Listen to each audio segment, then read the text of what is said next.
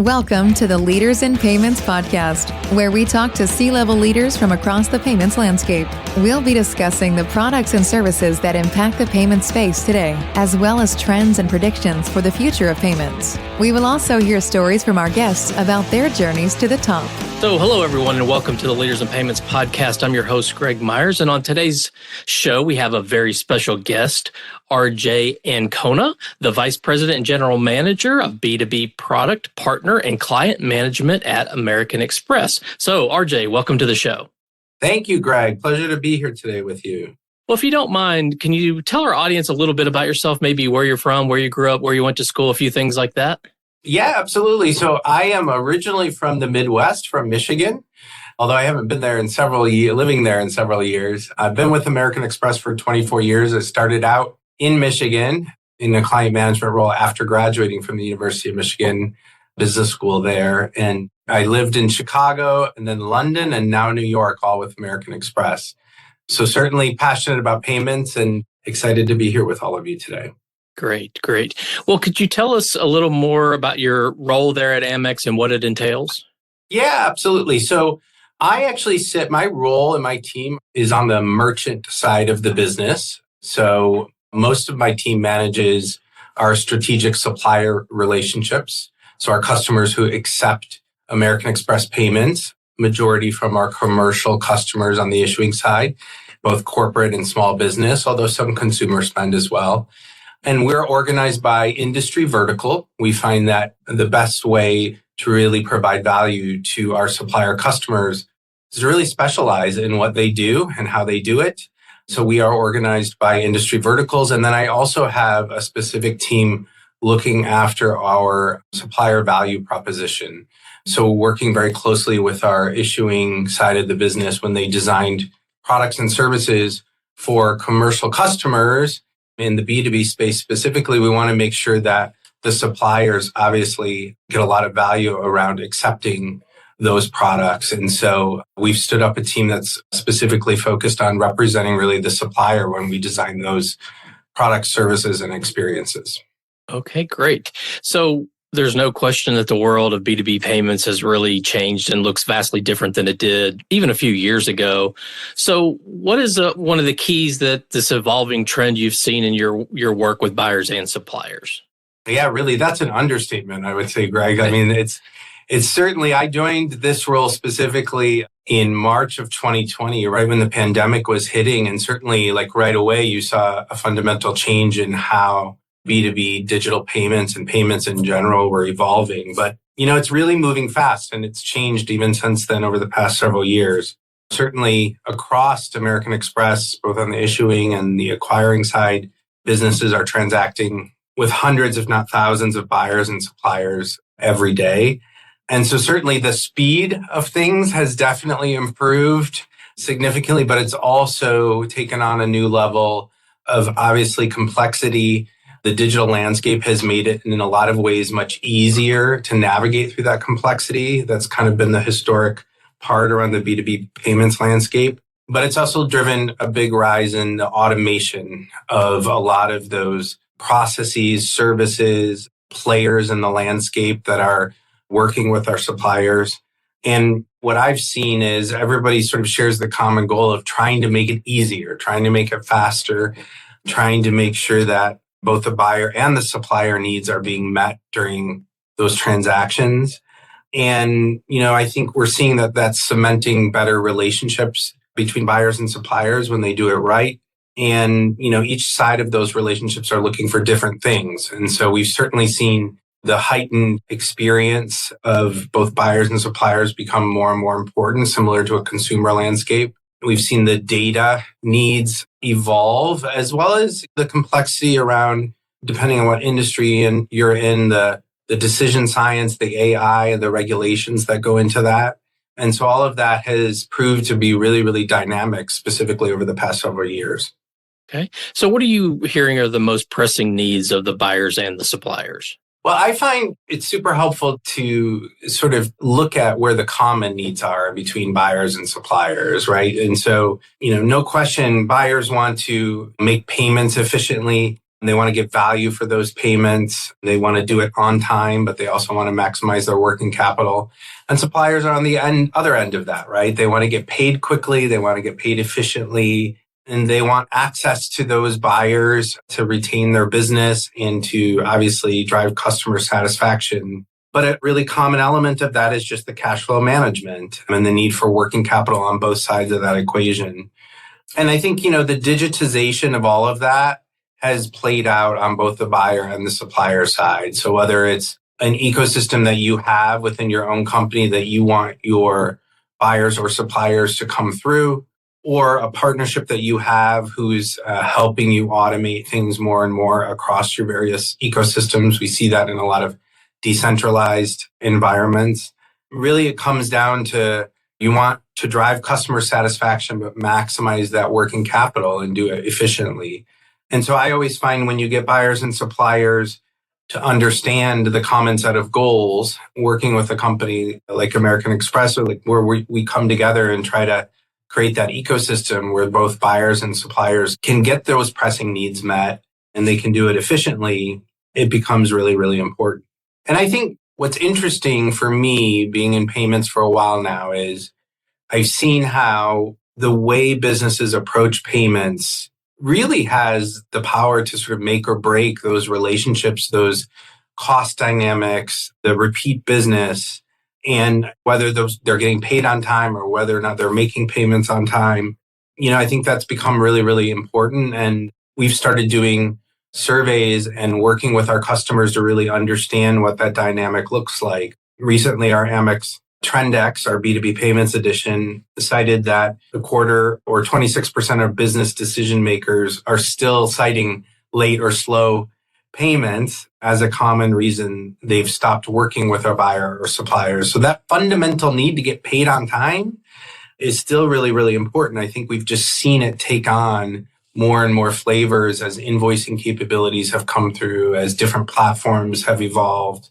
So when a lot of people say like payments are just the tail end of a transaction, or in some cases the front end, we find that it's much more than that, right? It's about establishing the trust between buyer and supplier, understanding the dynamics of how you can work together, and in some cases evolving the economics of a buyer-supplier relationship much more. And the digital ecosystem has made that much faster and easier, but it is still the fundamental need. And that's important.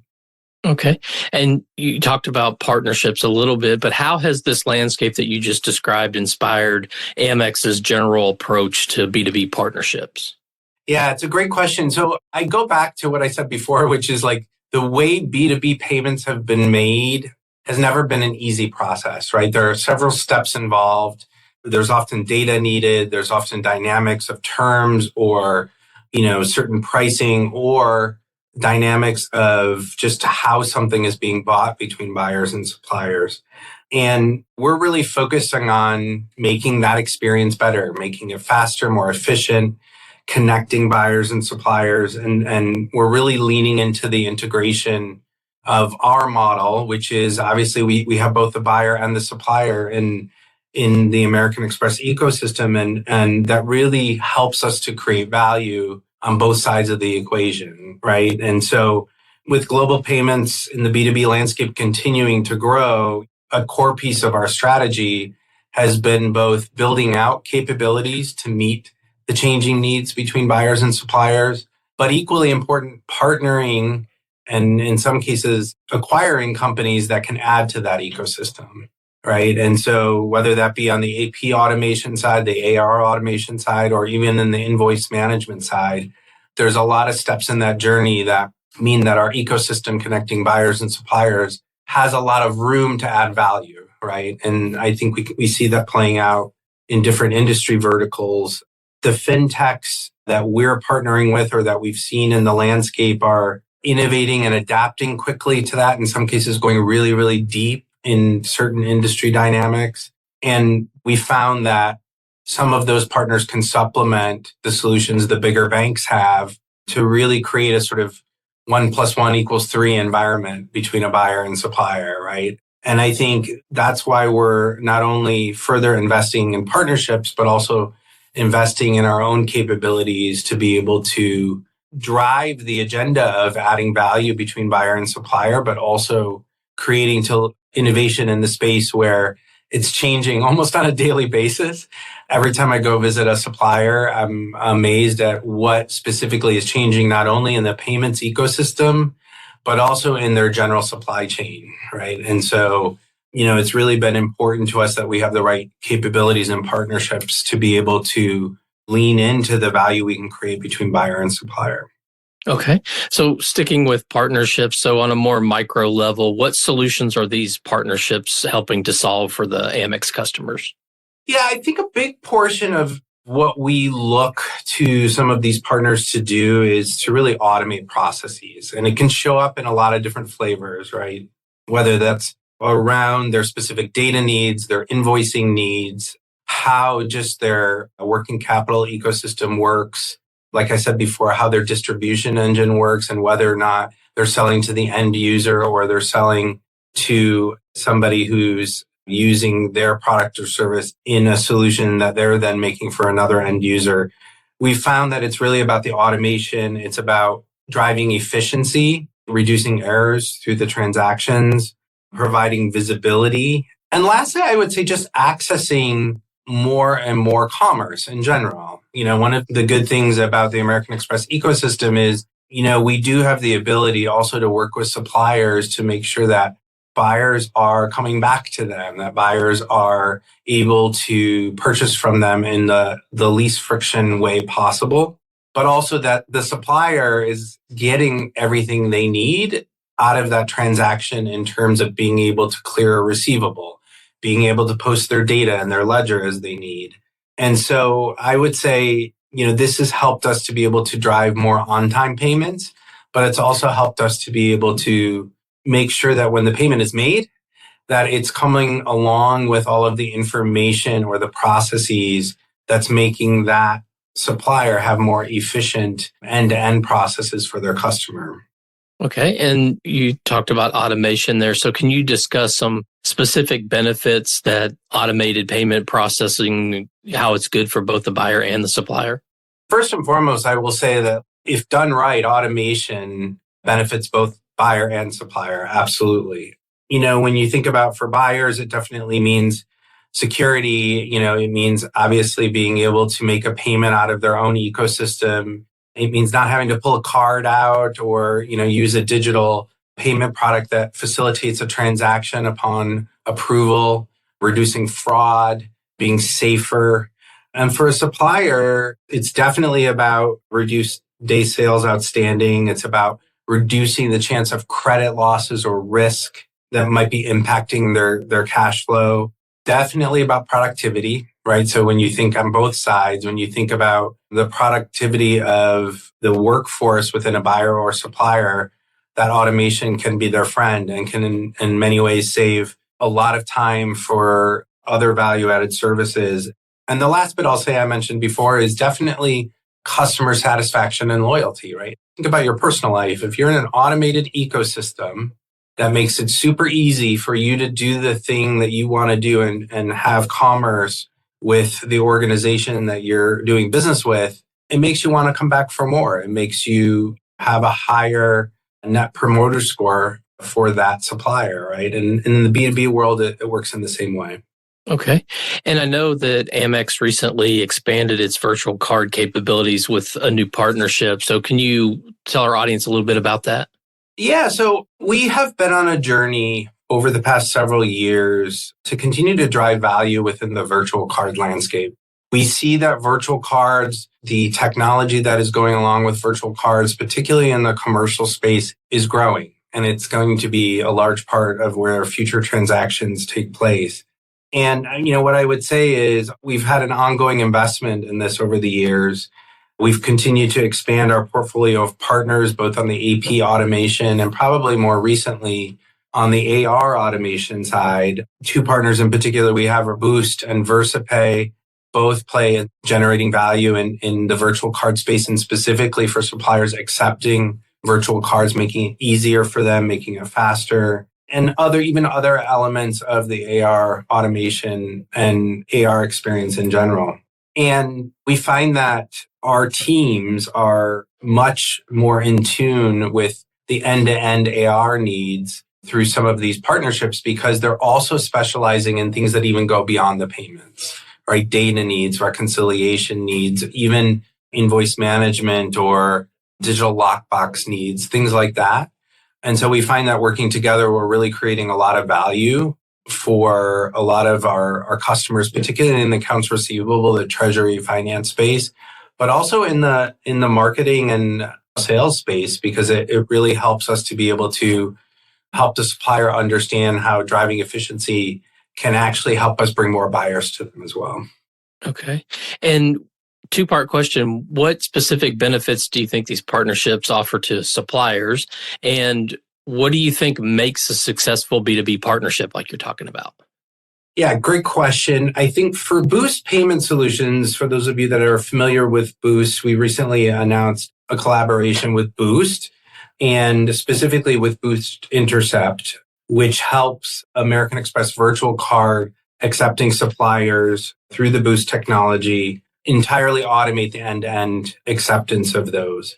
And so what that does is it mitigates a lot of the manual work of keying in transactions, of the friction that might be coming from accepting virtual cards. Even when you don't even know you're having friction, oftentimes you find there's somebody in the company rekeying a lot of that information, or it's going to an inbox you don't even know about. So it really helps customers save time. It helps them mitigate issues. It helps them drive automation and policy.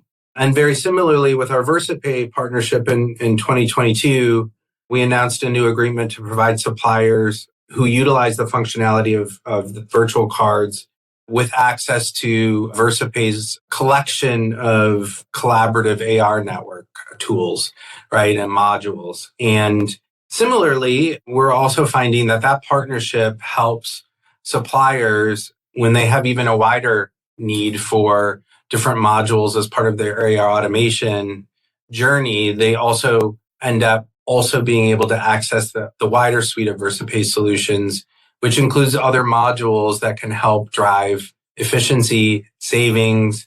And so we proactively bring those to our customers because we think these are two partners that really complement the value that we're providing to the suppliers well. And we also trust and know that we all share a common goal toward the customer of helping them really improve and helping them grow, right? And so those are two examples of partnerships that we've done relatively recently that we feel really good about. Okay. And how does Amex maintain and grow partnerships that continue to deliver the advantages for both the buyer and the supplier? I think having like-minded partners is really, really important. So I kind of just hit on it a little bit, but a big thing that we evaluate when we look at different types of partners is their overall commitment to the customer experience, and particularly with fintech partners where they can help us improve that customer experience.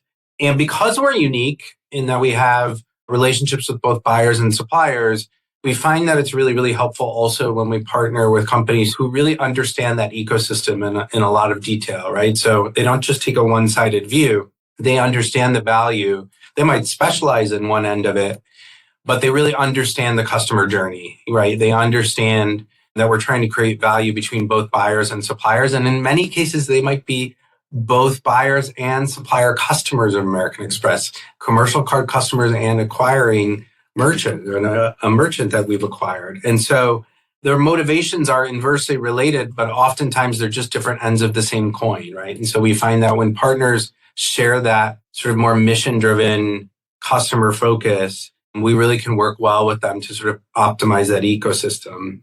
The other thing I would say is a consultative mindset. So one of the best things about our fintech partners is when you can get on the phone with them, you talk about a customer opportunity or challenge, and you really feel like you're approaching the customer together from a place of consulting and wanting to help them grow and ultimately thrive. And we really want our partners to be able to meet us there too. We spend a lot of time, particularly with our client management teams, really helping them understand how to be consultative in their space, in AR, but also in the industry that they're working in. And so we find that results in a lot of really timely meetings, really thorough follow-up with the customer on the terms that they want, and really just overall ecosystems that are set up with a strong baseline for future trust and growth. Okay.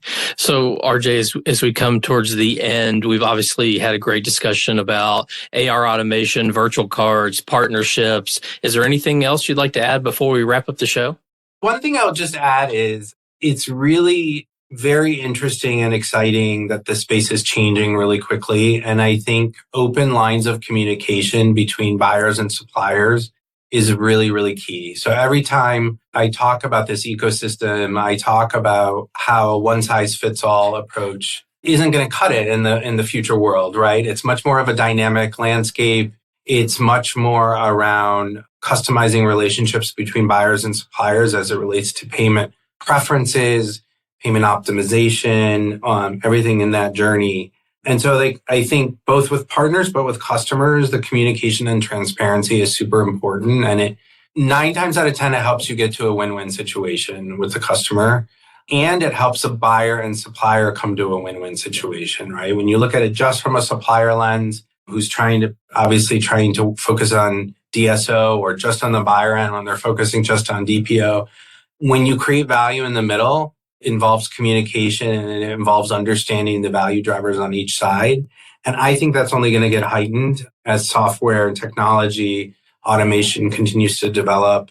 And, the other thing I would say is the customer journey, customer choice, that continues to be a really, really important aspect of the payment ecosystem. And I think that's going to continue to get heightened as automation comes. Things like AI come to be more developed. They evolve the ecosystem. I think that customer mindset, customer satisfaction, and the journey that's becoming much more consumerized, I think is going to be a thing I'd want to leave people with. That thinking about your customer first is always a good answer. Great. I think that's a great way to end the show. So RJ, thank you so much for being on the show today. I know your time is very valuable, so I really appreciate you being here. Thank you, Greg. I'm happy to be here. Super exciting. Thanks for having me. Absolutely. And to all you listeners out there, I thank you for your time as well. And until the next story. Thank you for joining us this week on the Leaders in Payments podcast. Make sure you visit our website at leadersinpayments.com, where you can subscribe to the show and where you'll find our show notes. If you enjoyed listening, please share on your social channels as well.